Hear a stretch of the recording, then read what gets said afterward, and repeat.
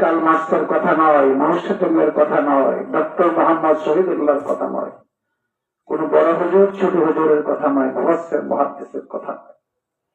আমার আল্লাহ কোরআন কারীমে ঘোষণা দিয়েছেন, ওয়ালানাবলুওয়ান্নাকুম বিশাইইন মিনাল খাউফি ওয়াল জু'i ওয়া নাকসিম মিনাল আমওয়ালি ওয়াল আনফুসি ওয়াস সামারা ইলা আখিরিহ।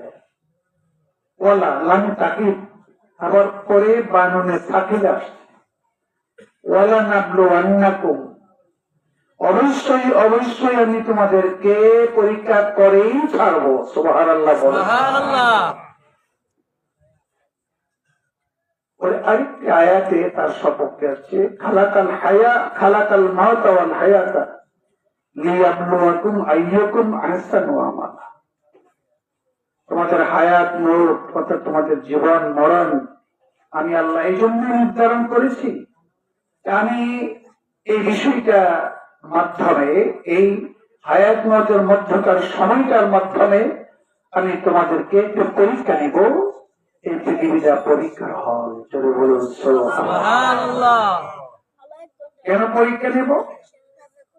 একটি রেজাল্ট দেখার জন্য।